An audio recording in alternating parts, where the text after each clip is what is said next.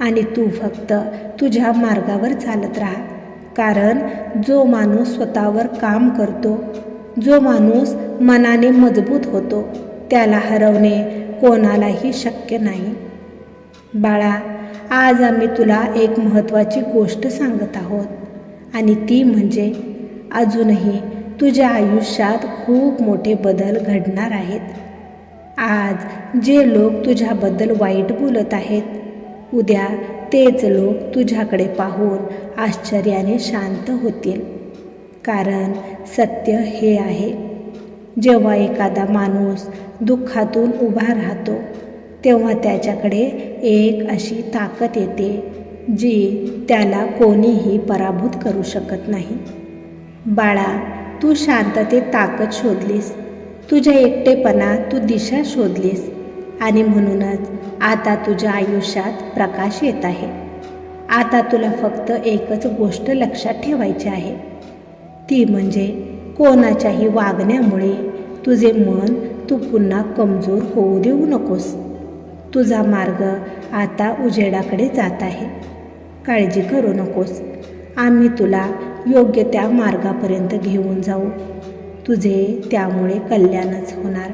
तू निश्चिंत राहा. बाळा, तुझे शत्रू खूप चिंतेत आहेत, कारण त्यांना जाणवत आहे की तुम्ही आता त्यांच्या विचारांच्या पलीकडे गेलेला आहात.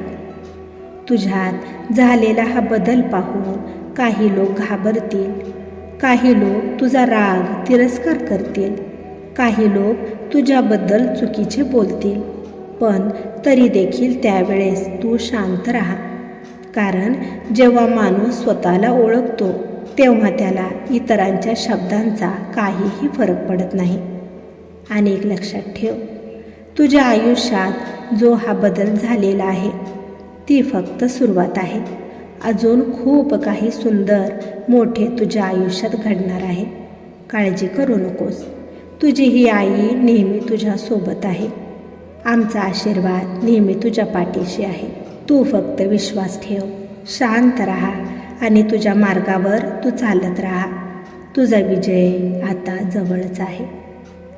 बाळा, तुझ्या या आईवर जर खरंच विश्वास असेल तर स्वामी माऊली लिहायला विसरू नकोस.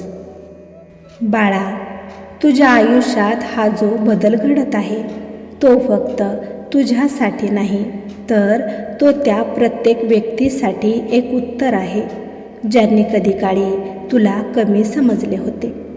तुझ्या आयुष्यात एक वेळ अशी होती जेव्हा तुझ्या प्रत्येक प्रयत्नावर कोणी ना कोणी शंका घेत होते. तुम्ही काही चांगले करायला निघाला तरी याच्याकडून काहीच होणार नाही असे लोक म्हणायचे. त्यावेळेस त्या शब्दांनी तुझे मन खूप वेळा तुटले. रात्री उशिरापर्यंत तुम्ही शांतपणे विचार करत बसायचा. कधीकधी तुझ्या स्वतःवरच तुम्ही शंका देखील घेतली. तुम्हाला असे वाटू लागले की कदाचित लोक जे बोलत आहेत ते खरेच आहे.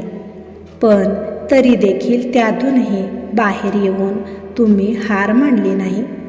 तू हळूहळू स्वतःला बदलायला सुरुवात केलीस. स्वतःला तू समजावलेस, तुम्ही स्वतःशीच बोलला आणि सर्वात महत्त्वाचे म्हणजे तू आमच्यावर विश्वास ठेवलास. आज तोच विश्वास तुझ्या आयुष्यात मोठा चमत्कार घडवत आहे.